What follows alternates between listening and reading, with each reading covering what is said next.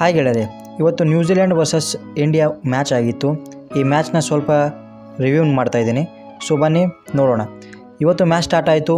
ಮೊದಲಿಗಾಗಿ ಇವತ್ತು ರೋಹಿತ್ ಶರ್ಮಾ ಟಾಸ್ಗೆ ಸೋತಿದ್ದಾರೆ. ಸತತ ಈ ಚಾಂಪಿಯನ್ಸ್ ಟ್ರೋಫಿನಲ್ಲಿ 3ನೇ ಟಾಸ್ ಇವರು ಸೋದರು. ಆದರೆ ಇವತ್ತು ಟ್ವಿಸ್ಟ್ ಏನು ಮಾಡಿದೆ ಅಂದರೆ, ನ್ಯೂಜಿಲೆಂಡ್ದವರು ಇವತ್ತು ಫಸ್ಟ್ ಬಾಲಿಂಗ್ ಅವರು ಚೂಸ್ ಮಾಡ್ತಾರೆ. ಇದುವರೆಗೂ ನಮ್ಮ ಇಂಡಿಯಾ ಕೇವಲ ಫಸ್ಟು ಬಾಲಿಂಗ್ ಮಾಡ್ತಾಯಿದ್ರು. ಯಾಕಂದರೆ ಪ್ರತಿ ಸಲ ಯಾರು ಟಾಸ್ ಗೆಲ್ತಾಯಿದ್ರು, ಅದು ಅಫ್ಘಾನಿಸ್ತಾನ ಇರಲಿ, ಈ ನಮ್ಮ ಪಾಕಿಸ್ತಾನ ಇರಲಿ, ಅವರು ಬ್ಯಾಟಿಂಗ್ ಚೂಸ್ ಮಾಡಿದರು. ಆದರೆ ನ್ಯೂಜಿಲೆಂಡ್ದವರು ಸ್ವಲ್ಪ ಟ್ವಿಸ್ಟ್ ಮಾಡಿದರು. ಇವರು ಚೇಸ್ ಮಾಡಬೇಕಂತ ಇವರು ಇವತ್ತು ಇಂಡಿಯಾದವರಿಗೆ ಫಸ್ಟ್ ಬ್ಯಾಟಿಂಗ್ ಕೊಟ್ಟರು. ಸೊ ಮ್ಯಾಚ್ ಸ್ಟಾರ್ಟ್ ಆಗುತ್ತೆ. ಮ್ಯಾಚ್ ಸ್ಟಾರ್ಟ್ ಆದ ತಕ್ಷಣ ರೋಹಿತ್ ಶರ್ಮಾ ಓಪನಿಂಗ್ ಸ್ಟಾರ್ಟ್ ಮಾಡ್ತಾರೆ. ಒಂದು 4-6 ಹೊಡಿತಾರೆ. ದಬಾಶೆ ಆಡೋಕ್ಕೆ ಸ್ಟಾರ್ಟ್ ಮಾಡ್ತಾರೆ. ಅಲ್ಲಿ ಶುಭ್ಮನ್ ಗಿಲ್ ಅವರು ವಿಕೆಟ್ ಬೀಳುತ್ತೆ, ಫಸ್ಟ್ ವಿಕೆಟು.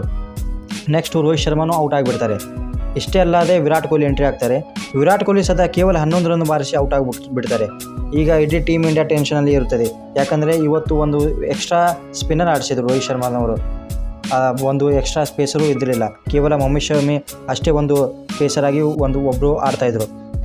ಸೊ ನೆಕ್ಸ್ಟು ಈಗ ಶ್ರೇಯಸ್ ಅಯ್ಯರ್ ಮತ್ತು ಅಕ್ಷರ್ ಪಟೇಲ್ ಗ್ರೌಂಡ್ನಲ್ಲಿ ಇರ್ತಾರೆ. ಇಬ್ಬರು ಒಂದು ಸಖತ್ತಾಗಿ ಪಾರ್ಟ್ನರ್ಶಿಪ್ ಮಾಡ್ತಾರೆ ಇವರು. ಸೊ ಇವರು ಸಖತ್ತಾಗಿ ಆಡ್ತಾರೆ. ಸೊ ಇದರಲ್ಲಿ ಶ್ರೇಯಸ್ ಅಯ್ಯರ್ ಅವರು ತುಂಬಾ ಚೆನ್ನಾಗಿ ಆಡಿದರು. ಇವರು 79 ರನ್ನನ್ನು ಹೊಡೆದರು 98 ಬಾಲಿಗೆ. ಇದರಲ್ಲಿ ಅಕ್ಷರ್ ಪಟೇಲ್ ಅವರು 42 ರನ್ ಬಾರಿಸಿದರು, 61 ರನ್ ಹೊಡೆದರು. ಅದರಲ್ಲಿ 3 4 1 6 ಇವರು ಬಾರಿಸಿದರು.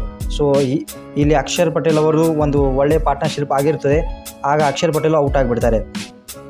ಅಕ್ಷರ್ ಪಟೇಲ್ ಔಟ್ ಆಗಿದ್ದು 29.2ನೇ ಓವರ್ನಲ್ಲಿ ಅವರು ಔಟ್ ಆದರು. 175ಕ್ಕೆ 5 ವಿಕೆಟ್ ಬೀಳ್ತವೆ. ಇನ್ಮೇಲೆ ಇಂಡಿಯಾ ಮತ್ತೆ ಪ್ರಶ್ನೆಯಲ್ಲಿ ಬರುತ್ತೆ. ಯಾಕಂದರೆ ನೆಕ್ಸ್ಟು ಕೇವಲ ಕೆ ಎಲ್ ರಾಹುಲ್ ಅವರು ಬರ್ತಾರೆ. ಕೆ ಎಲ್ ರಾಹುಲ್ ಜಲ್ದಿನೇ ಔಟ್ ಆಗ್ತಾರೆ. So K L Rahul out ಆದ ತಕ್ಷಣ ಈಗ ಮತ್ತೆ ಪ್ರಶ್ನೆಯಲ್ಲಿ ಬರ್ತಾರೆ. ಈಗ ಹಾರ್ದಿಕ್ ಪಾಂಡ್ಯ ಮತ್ತು ಜಡೇಜಾ ಕಂಟಿನ್ಯೂ ಮಾಡ್ತಾರೆ. ಮತ್ತು ಹಾರ್ದಿಕ್ ಪಾಂಡ್ಯ ಒಂದು ಸರಿಸಮ ಆಗಿ ಒಂದು ನಾರ್ಮಲ್ ಆಗಿ ಫಿನಿಶ್ ಮಾಡ್ತಾರೆ. 45 ರನ್ ಬಾರಿಸ್ತಾರೆ ಅವರು. ಸೊ ಇಂಡಿಯಾ ಫಸ್ಟ್ ಬ್ಯಾಟಿಂಗ್ ಮಾಡಿ ಟೋಟಲು ಟಾರ್ಗೆಟ್ ಕೊಡುತ್ತೆ 249 ರನ್ನು 9 ವಿಕೆಟ್ಗೆ 50 ಓವರಿಗೆ. ಸೊ ಇದರಲ್ಲಿ ಇವರು ನ್ಯೂಜಿಲೆಂಡ್ದವರು ಸಖತ್ತಾಗಿ ಫೀಲ್ಡಿಂಗ್ ಮಾಡ್ತಾರೆ. ಕ್ಯಾಚ್ ಹಿಡಿದು ಮೊದಲು ಈ ಥರ ಸೂಪರ್ ಮ್ಯಾನ್ ಥರ ಕ್ಯಾಚ್ ಹಿಡ್ತಾ ಇದ್ದಾರೆ. ವಿರಾಟ್ ಕೊಹ್ಲಿ ಔಟ್ ಆಗಿದ್ದು ನೋಡ್ಬೋದು. ಸೊ ಈಗ ಬ್ಯಾಟಿಂಗ್ನಲ್ಲಿ ನ್ಯೂಜಿಲೆಂಡ್ ಇಳಿದ ತಕ್ಷಣ ಇವತ್ತು ನಮ್ಮ ಇಂಡಿಯಾದವರು ಫುಲ್ ಟೆನ್ಷನ್ ಆದರು. ಯಾಕಂದರೆ ಎಕ್ಸ್ಟ್ರಾ ಬಾಲರ ಬದಲಿ ಒಂದು ಸ್ಪಿನ್ನರೇ ತೊಗೊಂಡ್ಬಿಟ್ಟಿದ್ದಾರೆ. ವರುಣ್ ಚಕ್ರವರ್ತಿಯನ್ನು ಆಡಿಸಿದ್ದಾರೆ. ಆದರೆ ಮ್ಯಾಚ್ ಸ್ಟಾರ್ಟ್ ಆಗುತ್ತೆ. ಮ್ಯಾಚ್ ಸ್ಟಾರ್ಟ್ ಆದ ತಕ್ಷಣ ಮ್ಯಾಚು ಸ್ವಲ್ಪ ನಾರ್ಮಲೇ ಓಡ್ತಾ ಇರುತ್ತೆ. ಆದರೆ ವಿಕೆಟೇ ಬೀಳ್ತಾ ಇರಲಿಲ್ಲ. ಆದರೆ ನಮ್ಮ ಹಾರ್ದಿಕ್ ಪಾಂಡ್ಯದವರು ಒಂದು ಜಾದೂ ಮಂತ್ರ ಹಾಕಿ ಬಿಡ್ತಾರೆ. ಅದರಲ್ಲಿ ಜಾದೂ ಮಂತ್ರ ಹಾಕಿ ಸಚಿನ್ ರವೀಂದ್ರನ ಔಟ್ ಮಾಡಿಬಿಡ್ತಾರೆ. ಅವರು ಸೂಪರ್ ಮ್ಯಾನ್ ಥರ ಕ್ಯಾಚ್ ಹಿಡಿದ್ರೆ ಅಕ್ಷರ್ ಪಟೇಲ್ ಬಂದು ಸೂಪರ್ ಮ್ಯಾನ್ ಥರ ಕ್ಯಾಚ್ ಹಿಡಿದು ಬಿಡ್ತಾರೆ. ಸೊ ಇಲ್ಲಿಂದ ಪತನ ಚಾಲು ಆಗುತ್ತೆ. ಆದರೆ ಯಂಗ್ ಅವರು ಜಲ್ದಿನೂ ಔಟ್ ಆಗ್ತಾರೆ. ವರುಣ್ ಚಕ್ರವರ್ತಿ ಬರ್ತಾರೆ, ಅವರು ಔಟ್ ಮಾಡ್ತಾರೆ. ಇಲ್ಲಿ ಒಂದು ಟೆನ್ಷನ್ ಏನಿತ್ತಂದರೆ ನಮ್ಮ ಈ ಡೇನಿಯಲ್ ಮಿಚೆಲ್ ಏನಿದ್ದಾರೆ ಮತ್ತು ಕೇನ್ ವಿಲಿಯಮ್ಸನ್ ಅವರು ತುಂಬಾ ಇವರು ಸ್ಟ್ರಾಂಗ್ ಪ್ಲೇಯರ್ಗಳು. ನ್ಯೂಜಿಲೆಂಡ್ನಲ್ಲಿ ಕೇನ್ ವಿಲಿಯಮ್ಸನ್ ತುಂಬ ಸ್ಟ್ರಾಂಗು. ಆದರೆ ಇವತ್ತು ಈ ನ್ಯೂಜಿಲೆಂಡ್ ಪರವಾಗಿ ಇವು ನಮ್ಮ ಮಿಚೆಲ್ ಅವರು ಏನಿದ್ರು, ಡ್ಯಾನಿಯಲ್ ಮಿಚೆಲ್ ಅವರು ಸ್ವಲ್ಪ ಪ್ರಶ್ನೆಯಲ್ಲಿರ್ತಾರೆ. ಇವತ್ತು ಇವರು ಸ್ವೀಪೇ ಆಡ್ತಾ ಇರ್ತಾರೆ.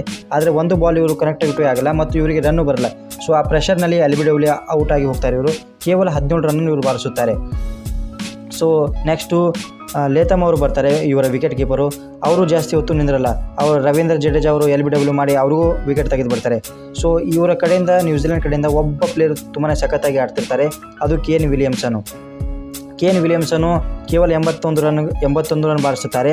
ಆದರೆ ಇವರು ಅಕ್ಷರ್ ಪಟೇಲ್ ಯಾವಾಗ ಬರ್ತಾರೆ, ಇದು ಸ್ಟಂಪ್ ಔಟ್ ಮಾಡಿಬಿಡ್ತಾರೆ. ಇವರಿಗೆ ಮುಂದೆ ಬರ್ತಾರೆ, ವಾಪಸ್ ಹಿಂದೆ ತಿರುಗಿ ನೋಡೋದು ಎಲ್ಲ ಅವರು ಸ್ಟಂಪ್ ಔಟ್ ಆಗ್ತಾರೆ. ಹೀಗೆ ಗ್ಲೆನ್ ಫಿಲಿಪ್ಸು ಮತ್ತು ಬ್ರೇಸ್ವೆಲ್ಲು ಒಂದರಾದಮೇಲೆ ಒಂದು ಸೆಂಟರ್ ಔಟ್ ಆಗ್ತಾರೆ. ಸೊ ಹೀಗೆ ಮಾಡ್ಕೊಂಡು ಟೋಟಲು ವರುಣ್ ಚಕ್ರವರ್ತಿ ಅವರು 5 ವಿಕೆಟ್ ತೊಗೋತಾರೆ.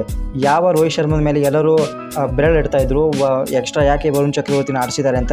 ಆದರೆ ವರುಣ್ ಚಕ್ರವರ್ತಿನೇ ಮ್ಯಾನ್ ಆಫ್ ದ ಮ್ಯಾಚ್ ಆಗ್ತಾರೆ ಇವತ್ತಿನ ಮ್ಯಾಚು.